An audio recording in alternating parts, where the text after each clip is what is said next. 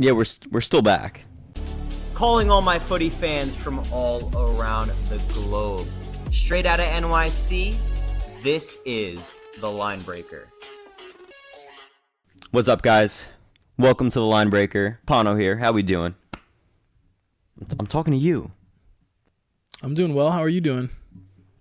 Why'd you have to look at me like that? I can look at you in any way. Look, I'm excited to be doing the podcast again. We're doing a mini episode. I guess you could call it episode 2. Is this season 2? Season 2. I guess it's season 2, right? Hey, new season. Well, yeah, I guess it is new season, right? New season coming up. So we could call this episode 2, but it's also a mini episode. Yes. Or should we just call it a mini episode? Mini episode's good. Okay, so this isn't episode 2. I lied. I'm sorry. I'm really sorry, guys. Please forgive me. Anyway, what are we talking about? Well, too slow. Season just ended, and hasn't been much going on aside from a big transfer. All right, that's a boring transfer. Is it really a big transfer? It's boring. I got no dopamine effect from that. Here we go. Do you guys know what we're talking about? Can you guess right now what we're talking about? I think you can. What are we talking about, Juicy?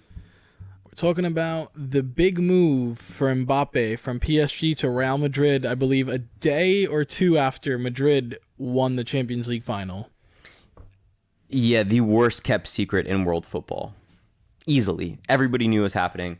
When I saw that here we go, I was like, oh, right, I forgot that wasn't a thing yet. That was my reaction.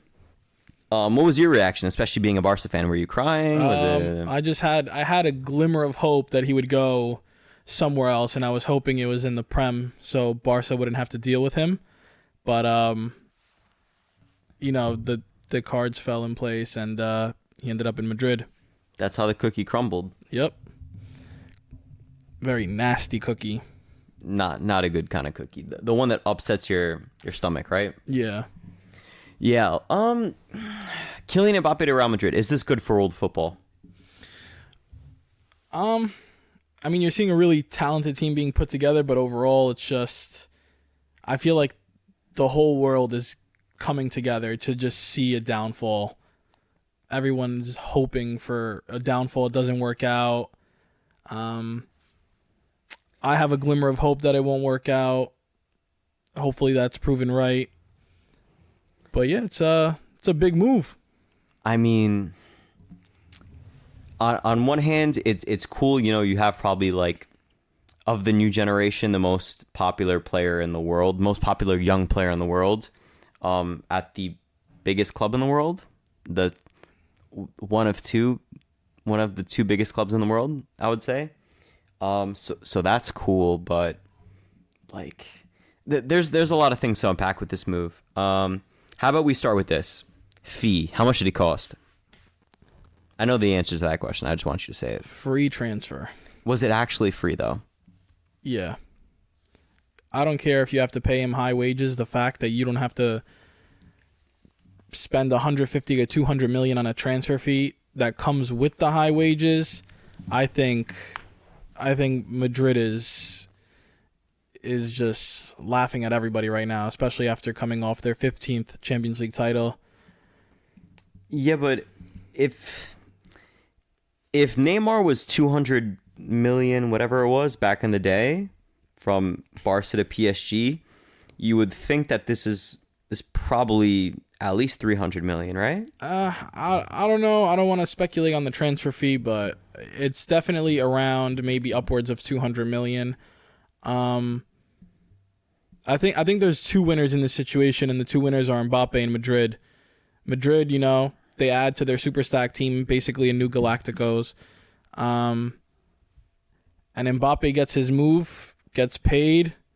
I think the biggest loser in this whole situation is just PSG, who I think this rumor has been like verified for 2 seasons now, and especially last year where it was like evident that Mbappe wouldn't renew, he wanted out, and PSG insisted on holding instead of just selling and getting something in return. They just let him walk and they don't get anything. And I feel like they're just the biggest losers in this whole situation. I saw this weird thing. I guess people were talking about like the Qatari government's influence on like Mbappe and stuff like that, and like I guess how much government influence was like on him not moving last year, and like I saw basically this little like what's it called, like a quote from Fiorentino Perez, where basically talks about how like after some sort of meeting that Mbappe had with like I guess some of the Qatari royal family and like the French president or prime minister or whatever, like that's when Mbappe changed his mind, and Perez kind of cites that like, oh, that wasn't my boy, that wasn't Kylian, like it was like a different Kylian. Like Lord knows like what kind of influence these people are trying to have on Mbappe. Like who knows what these guys were telling him. I mean, you're talking about like essentially not the fate, but you know, the PR of an entire nation, sovereign entity, sovereign state in the hands of how old is he now? 24? 24-year-old? 24, 25, I believe. And like, so that's how hard they were fighting to keep him. That you know, they would do whatever it takes. They would try to, you know, put whatever influence that they could on him to keep him. So the whole move is interesting. It arguably should have happened last year. He's 25. He's turning 26 in December. He was born in the same year as you, 98. Wow. He's still young. Yeah, he's entering basically the prime of his career. He's been around forever, you know. I just aged Dimitri. I just gave them your age. It's okay. I'm a year older than Dimitri. I'm 97. So I am pushing 32, but that's why we're doing a podcast. What do you call a bunch of 30-year-olds? You know what else I saw that's very interesting about this whole situation? That I think Mbappe came out publicly to the media and said that there was like huge like disagreements behind the scenes and arguments between him and I guess the owner, the president of the club. And he said, I forget who, but Luis Enrique and somebody else like saved him and told him, I guess, to leave because of like how like negative the whole situation was. And in addition, I saw, I think ESPN reported it a couple of days ago where it was reported that PSG still owes Mbappe the final 2 months salary as well as the bonus he agreed to before leaving for Madrid. And I think it's upwards of 80 million that's still owed to him. That's a lot of money. I could do a lot with 80 million. I could do a lot with that. Yeah, I mean, look, he got a beastly contract to stay for that extra year to basically do nothing. What did he do this year at PSG? He walked the league, which he usually does. And he choked to Dortmund in the Champions League semifinal. Yeah, he just had a deep run that wasn't, you know, crazy. I mean, I'm not going to touch on the Champions League too much, but they got outclassed by Barca 11-11. But that's a whole different situation. And then they people expected them to be a shoo-in for the final against Dortmund, and it didn't go their way. And, you know, that was his farewell, I guess. Look, no matter what people say, PSG will never be part of like the true European elite. Like they'll never be taken truly seriously because they're just, that club is a mess. They are a circus. You have the ultras booing like legends, stars at the club, or not booing or like whistling, I guess. And then it's like it's a business decision, you know. If you know the player's not going to stay, how are you letting him walk for free, get something in return to go into the transfer window and buy 2-3 players to build a squad? It's just letting Mbappe walk for free is like a tragedy. The only thing that this PSG project has done for Qatar, I guess, is just, you know, it's brought them a little bit more of a, you know, their sport washing need, or it's brought them more positivity in terms of their sports washing, whatever it is, mission. But other than that, they haven't done anything. They've lost one Champions League final. That's what they've done. You know, they haven't won the Champions League. Winning the French league is not any sort of achievement. So would you call the PSG project a failure? Yeah, it's 100% a failure. I think when you spend that much money and you already have a solid team to begin with, I think it's given that, all right, the league title is a given. now go out and dominate European football. That's the goal, and the fact that they haven't achieved it has to be falling short of your goal. I mean, they spent big this summer too. Let's not forget they spent over 40, probably I think it was 50 or 6. It was 60 million euros on Manuel Ugarte from Sporting. They spent, what was it, 80 or 90 million euros on Gonzalo Ramos, who was supposed to be their striker, answer to their problems, whatever. So they haven't. Were either of them starters? Did they spend on Dembele, or was he a free? They bought him for a small fee. They bought him. And then what about Vitinha? Was he also bought? He was also a big fee. Let me see if I could find PSG transfers 23/24. They did get Dembele, right? Yeah, they did. I got you right now. Transfermarkt. They're gonna give me the figures right now. They're gonna. He was a good addition to the squad. He was, yeah, but Ugarte I don't think was playing, and neither was Ramos. Neither was Ramos. So I don't know. Oh, Bradley Barcola. Forgot about him. Oh my God, how could I forget? Randall Kolo Muani. 95 million euros. Gonzalo Ramos, 65 million euros. Manuel Ugarte, 60 million euros. Ousmane Dembele, 50 million euros. Lucas Hernandez from Bayern Munich, 45 million euros. Bradley Barcola, 45 million euros. Wow. That is no small fee of, like, that's a lot of money spent on players. We're talking over 200 million, almost 300 million. Yeah, 300 million plus. There's also some like smaller players that I didn't mention. You know, they got like Milan Skriniar from Inter for free. They're just burning cash over there. So that's a lot of money, and they did nothing again this year. They basically choked. They choked to Dortmund in the semifinals. So. Yeah, I would agree. Did they even score in either of the legs? I don't think they did. I don't remember. I don't remember if they did. But that's what Dembele leaves with, like, for his what's the word? His legacy at PSG? Dembele or Mbappe? I said Dembele, didn't I? Yeah. I meant Mbappe. That's Mbappe's legacy. Almost. He almost And he's had some talented players there, so he really doesn't have like any real excuses, to be honest. Messi, Neymar. Did he play with Cavani? I don't know. I think so. Play with Di Maria? I think he played with Cavani. Thiago Silva, Marquinhos? Yeah. I mean, that year that they made it to the final, there was Thiago Silva, Neymar. Verratti was there? Was Messi on that team? No. He wasn't. But Neymar was. That was the year Barca got trounced by Bayern. Yes. So he leaves. Now it's a new project. Now it's Real Madrid. This is the part where we move on from PSG. For Real Madrid, Los Galácticos.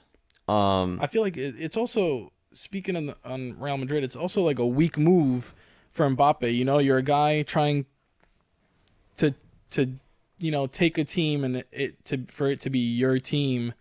You're the best player in the world, and you go to the team that just won the Champions League. I feel it's like it's like almost accepting a backseat spot and not really being your team, and they're already winners before you go.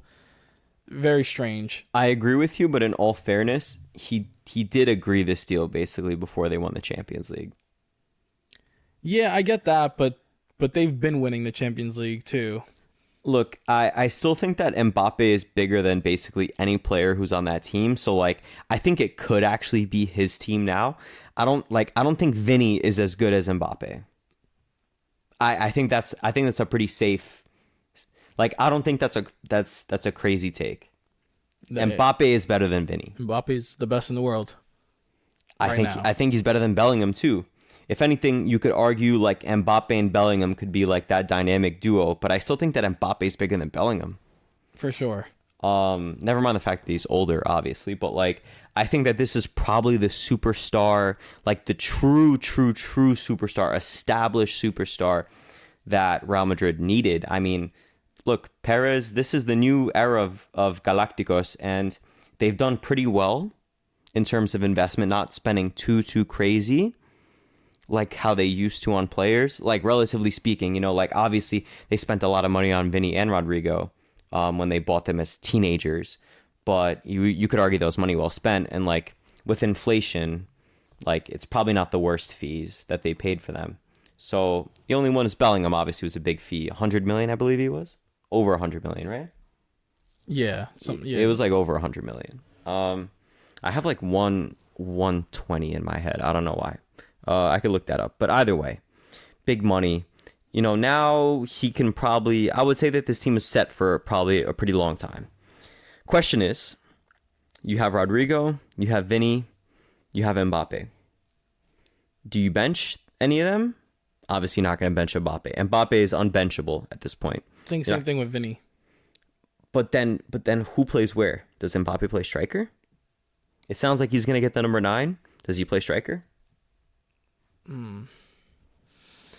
Yeah, I think you could see him and Vinny just having like a free flow to their game where they just move around. One person goes to the middle, one person hangs out on the wing for a little bit, and it just keeps rotating depending on how the game flows.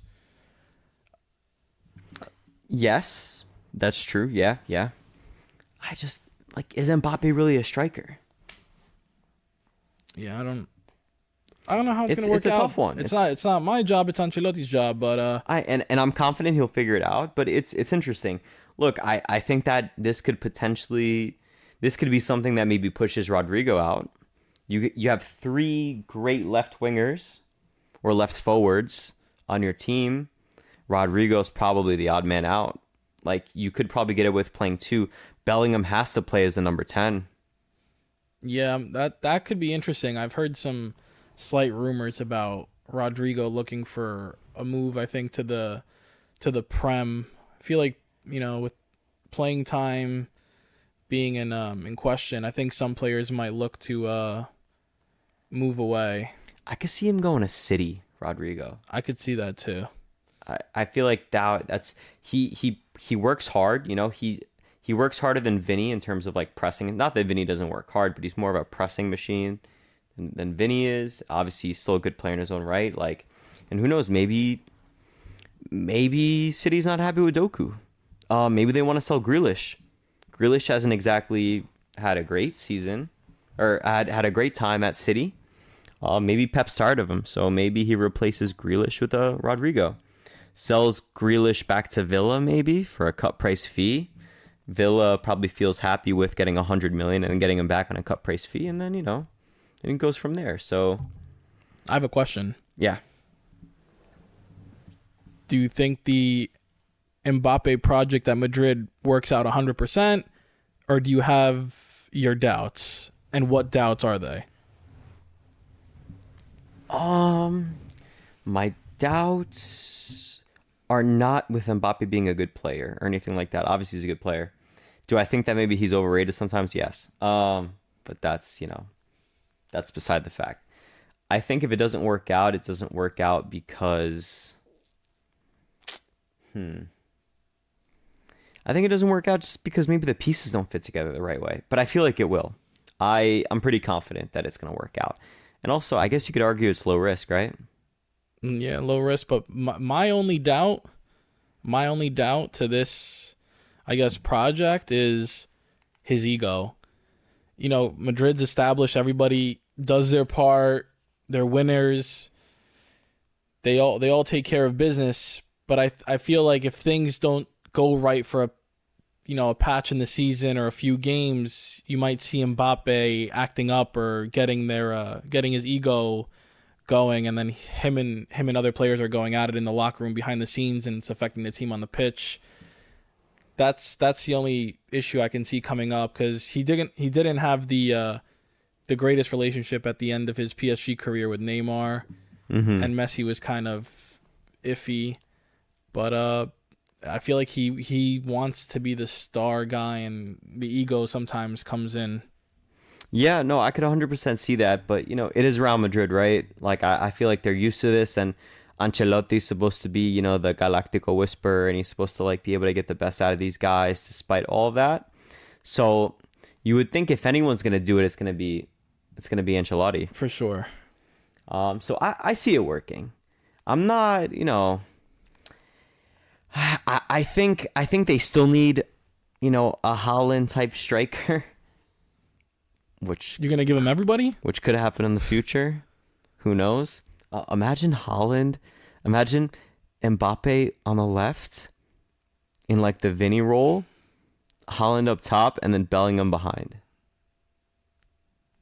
It's not, look, there's long-standing interest in Erling Haaland from Real Madrid, and I'm pretty sure there's long-standing interest from Erling Haaland towards Real Madrid. So there's that. I don't know, man. I don't know. But overall, though, look, this has to be an A+ move, right? A+ move for Madrid and Mbappe, but not for PSG. That's an F. Well, PSG is an F, and it's. I think everyone who isn't Mbappe and Madrid loses in this.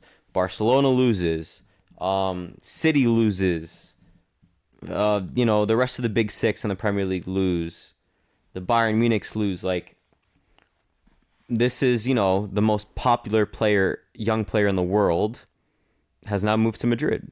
You know, this is the kind of thing that keeps Madrid not just competitive, but also in the spotlight. And it's all about revenue, all about popularity and stuff, social media. Mbappe gets clicks. I know that's dumb and like that shouldn't be like what we're talking about, but like that's the important stuff that's going to make clubs money. And that's Mbappe is that. Mbappe is box office. That is a fact. So, yeah, I mean, look, no matter what, I'm still hoping that they lose in like the semifinals of the Champions League, and it's like kind of funny, but I know you are. Yeah, I don't even hope the semifinals. I hope they will make it out the groups. Confirmed, Hansi Flick is going to win La Liga next year. That's something we got to talk about in another episode.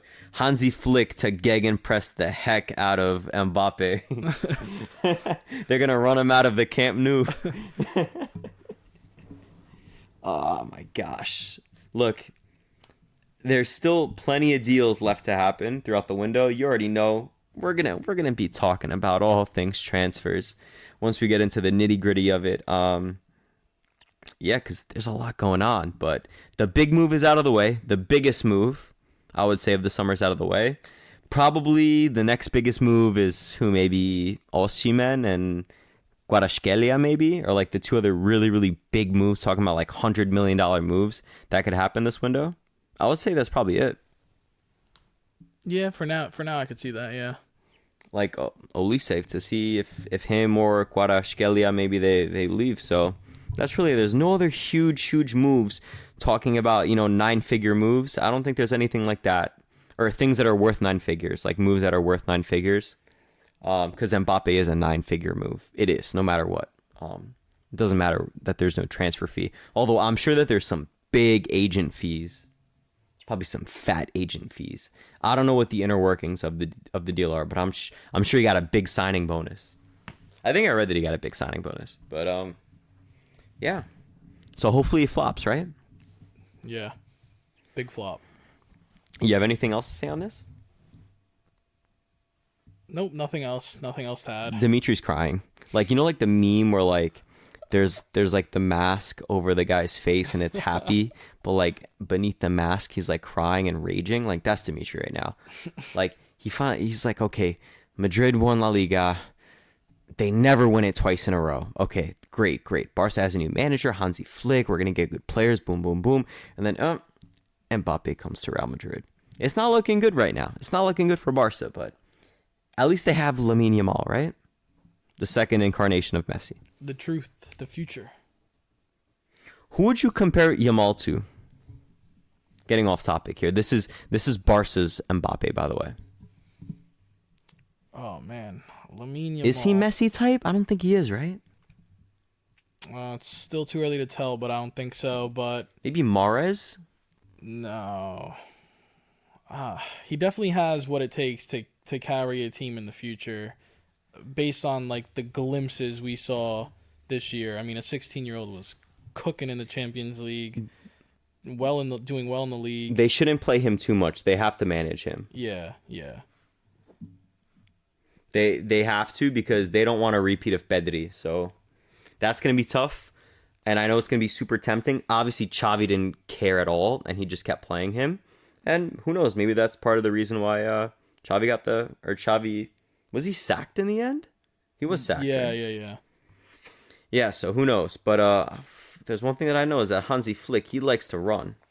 He's actually, I got to send you this. I saw a video talking about Hansi Flick and how he's more similar to Xavi than he's different. But that's for another day. We got into Barca just because, I wanted to make Dimitri happy. It's been a rough day for him. But yeah, that's our thoughts on Mbappe. Just a mini episode just to talk about that. We're gonna leave it at that. We just wanted to have an Mbappe episode.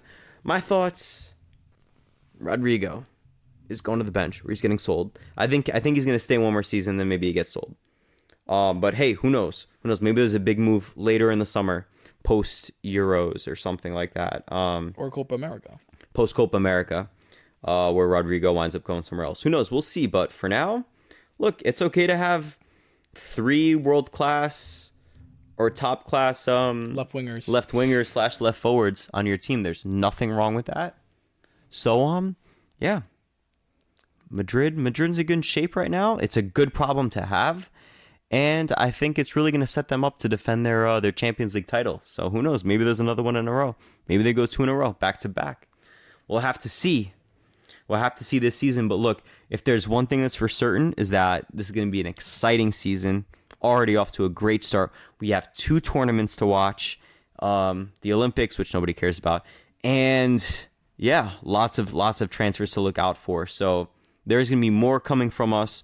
Overall, remember to follow us, subscribe on YouTube, follow us, make sure that you hit all the bell notifications on YouTube, make sure that you're subscribed so that you're always getting notified when our podcasts are dropping, and set those automatic downloads on so you can automatically download every episode that we do. We're back, baby. We're back in business.